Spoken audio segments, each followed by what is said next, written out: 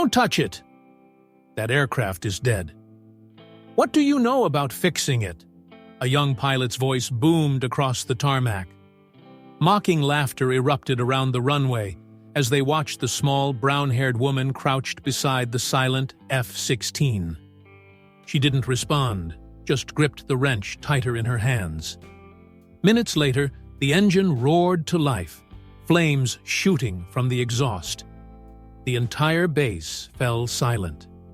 People whispered, "Is she the forgotten Ace?" Rachel Vance was 32 years old, with long brown hair tied low, a slender frame, and deep eyes that spoke little but observed everything. The morning sun cast harsh shadows across Ironfield Air Base as she walked past rows of gleaming aircraft that she was no longer allowed to fly. She had once been an exceptional pilot, participating in classified missions that pushed the boundaries of what was considered possible in aerial combat. But after a tragic incident where her wingman sacrificed himself to save civilians, her combat records had been erased to maintain operational security. Now she was relegated to logistics at Ironfield Air Base, handling paperwork and conducting basic equipment inspections. It was a job that kept her close to aircraft while ensuring she never flew them again. In everyone's eyes, she was just surplus personnel, a washed-up pilot who couldn't cut it in the modern Air Force. The younger pilots treated her like an outdated piece of equipment, something that had served its purpose and now collected dust in forgotten corners. One morning, as the squadron prepared for a crucial training exercise, their backup F-16 died on the tarmac, without warning. The entire training mission hung in the balance as mechanics and pilots gathered around the silent aircraft. The technical crew shook their heads in frustration. "It's beyond repair. We can't fix this in time for the mission." Rachel approached quietly, her voice calm and professional. "Let me take a look at it." Laughter erupted from the gathered crowd like a wave of derision. "What do you know about jet engines?" "You're barely qualified to wash aircraft," one pilot shouted. A young hotshot pilot named Marcus stepped forward, his voice dripping with condescension. "Don't touch it.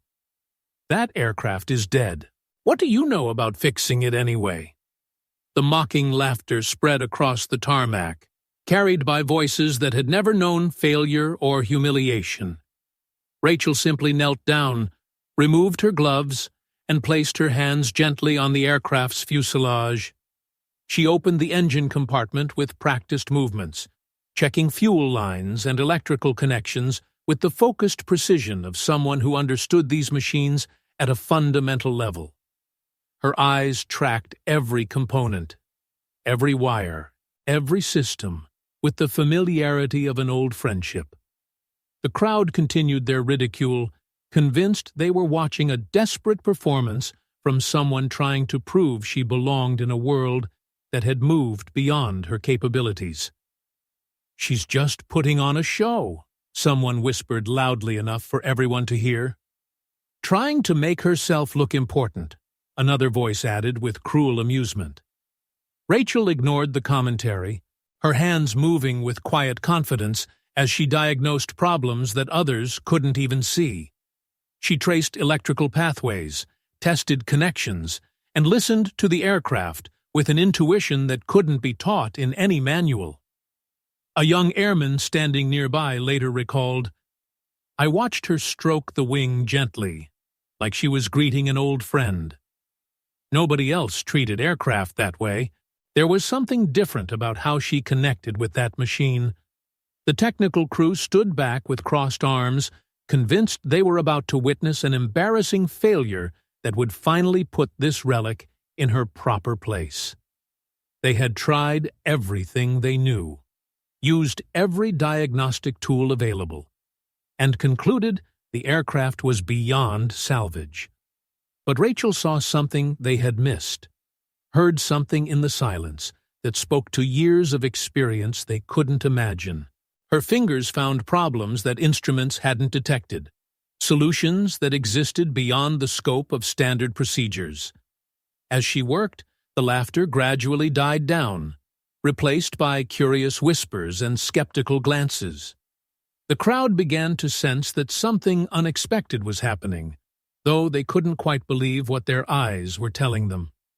The morning sun climbed higher, and Rachel continued her quiet work, oblivious to the gathering crowd that watched her every move with growing uncertainty about what they thought they knew.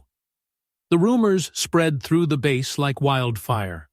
Rachel was showing off, trying to act smart, pretending she knew more than the real mechanics. The mockery followed her wherever she went, whispered jokes and snide comments that painted her as a desperate has-been clinging to relevance. In the mess hall, the young pilots made her the subject of their entertainment. Marcus, the loudest voice in the morning's ridicule, announced to his table, "If that ground girl actually fixes that F-16, I'll eat my wrench." The table erupted in laughter, with other pilots adding their own jokes about the maintenance wannabe, who thought she could repair what trained technicians couldn't. Rachel sat alone at a corner table, eating in silence, refusing to give them the satisfaction of a response. She had heard it all before, in different words, but with the same underlying contempt. The military was a place where reputation meant everything, and hers had been deliberately erased, leaving her vulnerable to every slight and dismissal. The next morning brought an emergency alert that changed everything. A supply convoy carrying critical medical supplies needed immediate escort through hostile territory, but their backup F-16 remained grounded, with the same mechanical failures that had stumped the technical crew. The base commander gathered his staff, frustration evident in every word. "We need that aircraft operational in the next 2 hours, or people are going to die waiting for those supplies." The chief mechanic delivered the verdict everyone expected. "Sir, it's impossible. We can't repair it in 24 hours, let alone 2. Rachel stepped forward from the back of the room, her voice quiet but clear. "Let me try, sir." A wave of mocking laughter rolled through the assembled personnel. "Ground girl wants to play hero again," someone whispered loud enough for everyone to hear. Marcus shook his head with exaggerated concern. "Ma'am, with respect, this isn't a training exercise. Lives depend on that aircraft working perfectly." Rachel didn't argue or defend herself. She simply picked up her tools and walked back to the silent F-16, ignoring the comments that followed her across the tarmac.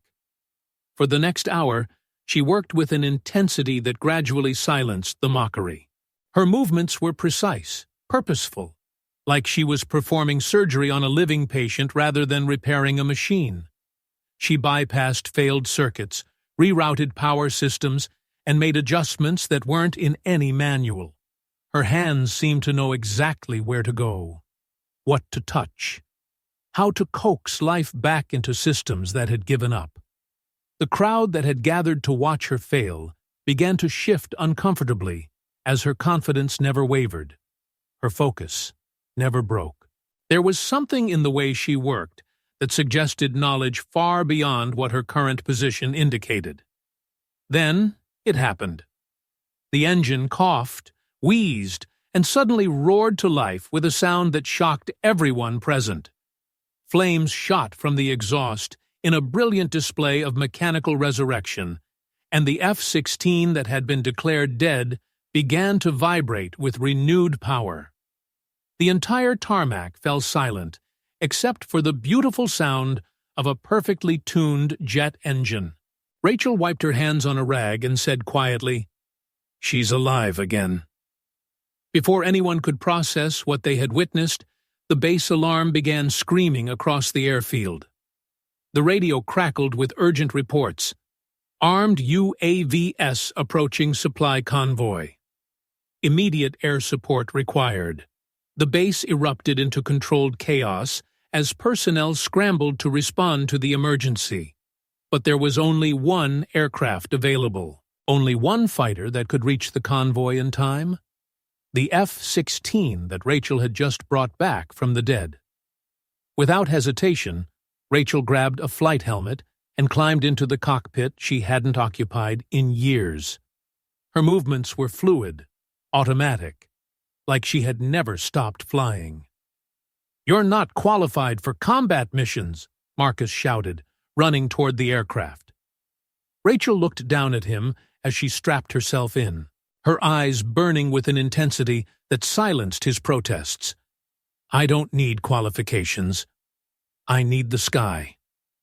The canopy closed with a definitive snap, sealing her inside the machine she had rescued. The engine note changed, became more aggressive, more purposeful.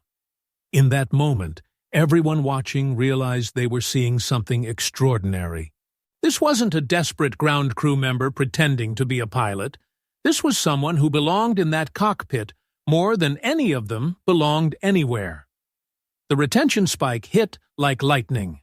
The F-16's afterburners ignited, sending twin columns of flame across the tarmac as Rachel launched into the sky with a skill that left everyone frozen in amazement.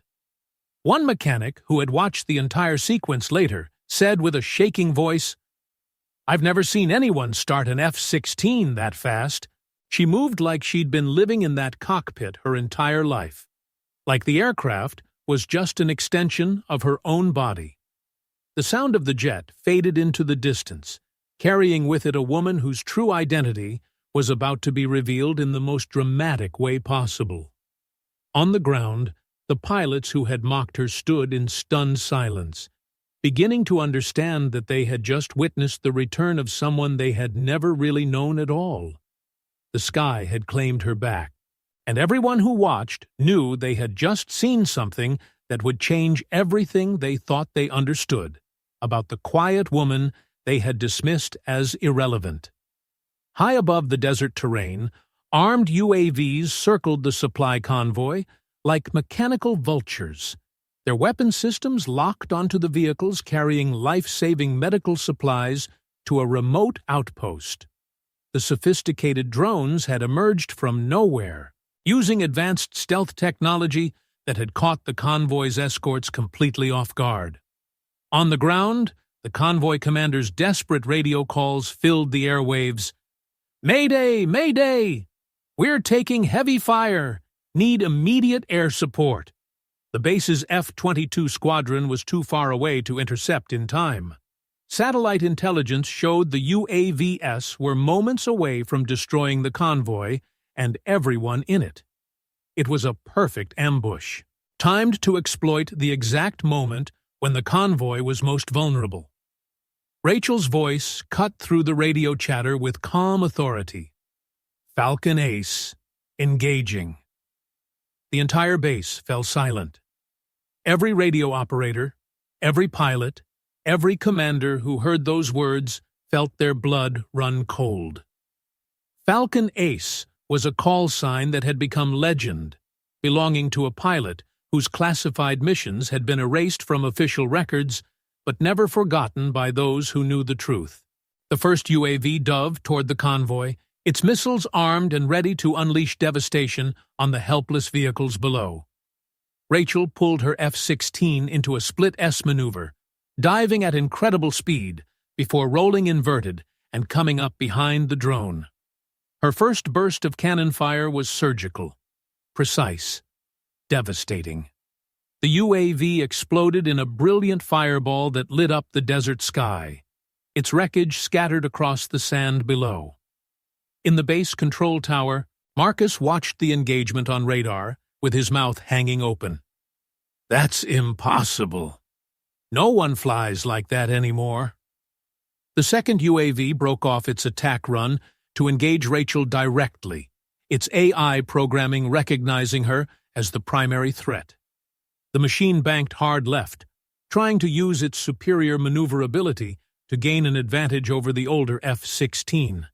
But Rachel wasn't flying by the book anymore. She pulled into a barrel roll that defied physics, using the F-16's classic design characteristics in ways that the UAV's programmers had never anticipated. The drone found itself chasing a ghost, unable to lock onto a target that seemed to dance through the sky. Rachel's training from missions that didn't officially exist kicked in automatically. She had faced odds like this before, in situations where failure meant not just her own death, but the deaths of countless innocents who depended on her skills. Her second kill came as she forced the UAV into a climbing turn it couldn't complete, exposing its vulnerable underside to her guns. The explosion echoed across the desert like thunder. Another mechanical predator turned into scattered metal and smoke. The third UAV, recognizing the threat Rachel represented, abandoned its attack on the convoy and focused entirely on eliminating her. It was the most advanced of the three, equipped with air-to-air capabilities designed specifically to counter fighter aircraft. Rachel found herself in a classic dogfight, trading altitude and speed with an opponent that never tired, never hesitated, never made human mistakes. But it also never improvised, never adapted, never felt the connection between pilot and machine that separated true aces from merely competent flyers. "Maintain formation," Rachel's voice came over the radio, steady and controlled despite the G-forces she was pulling. "I've got this one." She led the UAV through a series of maneuvers that seemed suicidal, diving toward the ground at speeds that should have torn her aircraft apart. At the last possible second, she pulled up hard, using the desert thermals and ground effect to gain speed and positioning. The UAV, following its programming, tried to match her maneuver but couldn't compensate for the environmental factors that Rachel had instinctively calculated. It slammed into the desert floor at over 500 miles per hour, creating a crater that would be visible for years. In 12 minutes of aerial combat, Rachel had single-handedly neutralized a threat that had overwhelmed the convoy's defenses and threatened to kill dozens of people. The supply run continued to its destination, carrying medicines that would save lives in a remote field hospital. The radio fell completely silent, except for the sound of heavy breathing from pilots who had just witnessed something they couldn't fully comprehend. Those who had mocked her that morning now stood speechless, their eyes wide with the realization of what they had just seen. The woman they had dismissed as a washed-up ground crew member had just demonstrated flying skills that exceeded anything in their experience. NORAD's command center, which had been monitoring the engagement through satellite feeds, broke radio silence with a transmission that sent shock waves through everyone listening. "Falcon, return to base. Outstanding work." The confirmation of her call sign was like a bomb going off in the minds of everyone who heard it. Falcon Ace wasn't just any pilot. She was a legend whose missions had been so classified that most people thought she was a myth. When Rachel landed, the entire base was waiting on the tarmac in complete silence. She taxied to her parking spot with the same calm precision she had shown in combat, shut down the engine she had personally brought back to life, and climbed out of the cockpit. Colonel Morrison, the base commander, stepped forward with the gravity of someone making an official announcement. "Ladies and gentlemen, this is Falcon. From this day forward, no one on this base will refer to her as anything other than her proper rank and call sign." Marcus, the pilot who had led the morning's humiliation and mockery, walked across the tarmac on unsteady legs and dropped to one knee in front of Rachel. The gesture shocked everyone present, a formal acknowledgement of respect between warriors that transcended normal military protocol. "Ma'am, I'm sorry," he said, his voice carrying across the silent airfield. "Please, teach me how to really fly." Rachel looked down at him, her expression softening for the first time since her return to the sky. She nodded slowly. "Tomorrow evening. Silent hangar. Bring a notebook and leave your ego at home." The maintenance chief, who had declared the F-16 unfixable, approached Colonel Morrison with shaking hands. "Sir, what she did today, that wasn't just mechanical repair, and it wasn't just flying. That was something else entirely. Something we don't teach in our schools anymore." As word of the mission spread throughout the military network, the story grew with each telling, but the core truth remained unchanged. The woman they had dismissed as irrelevant had just reminded everyone what true mastery looked like when everything was on the line. The desert wind carried the scent of burned jet fuel and victory across the base, and everyone who breathed it knew they had been witness to the return of a legend. Rachel opened her evening training sessions in the silent hangar, using the same F-16 she had resurrected as her primary teaching tool. The hangar had been abandoned for storage, filled with outdated equipment and forgotten aircraft parts, but it became the most important classroom on the base. Word spread through military channels about the mysterious night sessions, where pilots could learn techniques that weren't taught in any academy. The hangar filled with eager students who came expecting standard instruction, but found themselves learning about aspects of flying they had never imagined existed. She taught them how to start aircraft when systems failed, how to listen to engine sounds that revealed problems instruments couldn't detect, and classical air-to-air tactics that had been abandoned in favor of technological solutions. "Never laugh at an old aircraft," she told her students during one memorable session, running her hand along the F-16's wing. "Or a quiet person. Both have survived things that would destroy weaker examples." The pilots who had mocked her sat in attentive rows, taking notes as she explained principles that bridged the gap between mechanical systems and intuitive understanding. They learned about the relationship between pilot and machine that went far deeper than simply operating controls. Marcus attended every session, sitting in the front row with the intensity of someone discovering flight for the first time. He filled notebook after notebook with Rachel's insights, desperate to understand what separated true skill from mere technical competence. The atmosphere throughout Ironfield Air Base transformed completely. The casual arrogance that had defined the squadron culture gave way to genuine respect for knowledge earned through experience rather than rank or advanced aircraft assignments. Rachel's influence extended beyond flying techniques into fundamental questions of leadership and competence.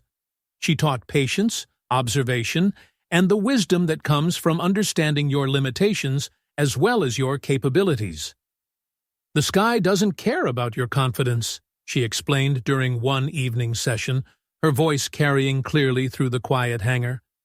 "It doesn't respect your advanced degree or your expensive aircraft. It only responds to genuine skill and hard-earned wisdom." Other military installations began implementing similar programs after hearing about the transformation at Ironfield. Young pilots requested transfers specifically to attend Rachel's training sessions, eager to learn from someone who had proven that mastery transcended technology. A metal plaque appeared on the hangar wall one morning, installed anonymously but embraced by everyone. "Falcon doesn't need an audience. Only the sky needs to witness." The morning briefings became more serious affairs, with pilots asking thoughtful questions and treating each mission as an opportunity to apply the principles Rachel taught.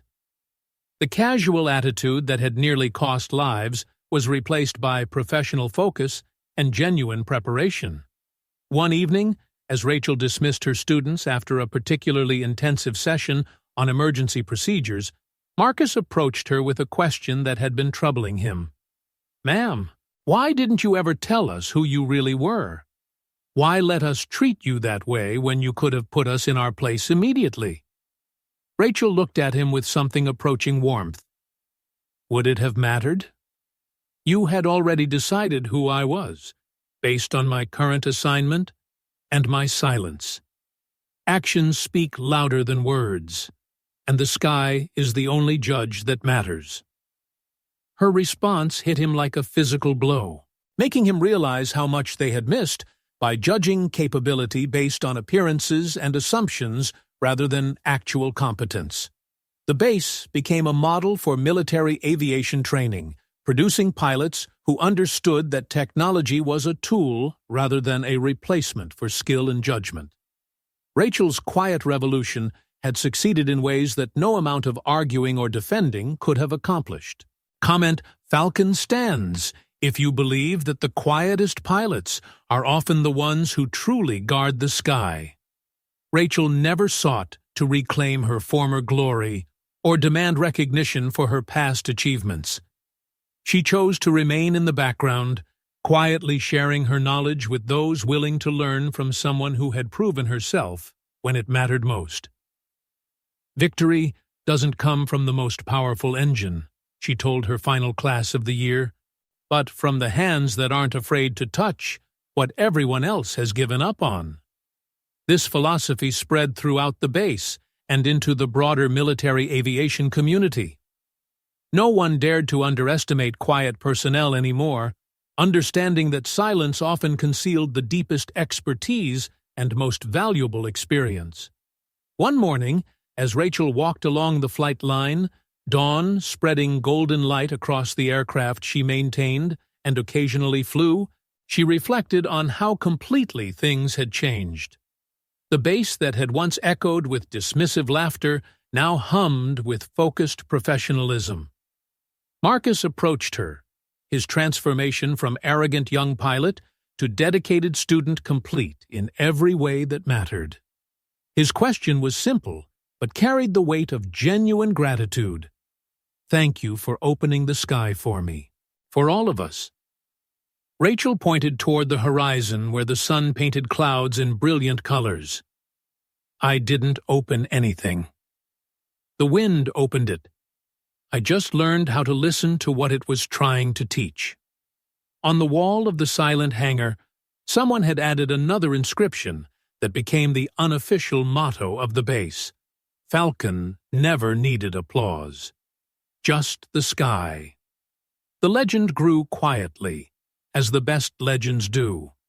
When mechanical systems failed in critical situations, when young pilots faced challenges beyond their training, when missions seemed impossible, veterans would smile knowingly and say, "If we need her, she'll be there." Rachel continued her evening training sessions, passing on knowledge that couldn't be found in textbooks or learned from computer simulations. She taught not just technical skills, but the wisdom that comes from understanding your place in the vast complexity of flight and purpose. The base became a destination for military personnel from around the world, all seeking to understand the principles that had transformed a forgotten logistics officer into a legendary pilot who saved lives with skill rather than technology. Years later, when aviation historians studied the evolution of modern military flying, they would point to Rachel Vance as the pilot who reminded the world that the human element remained irreplaceable, no matter how advanced the machines became. But Rachel herself remained characteristically modest about her influence. When asked about her legacy, she would simply say, "I hope I helped some people remember that flying is about more than the machine. It's about the heart and hands that guide it."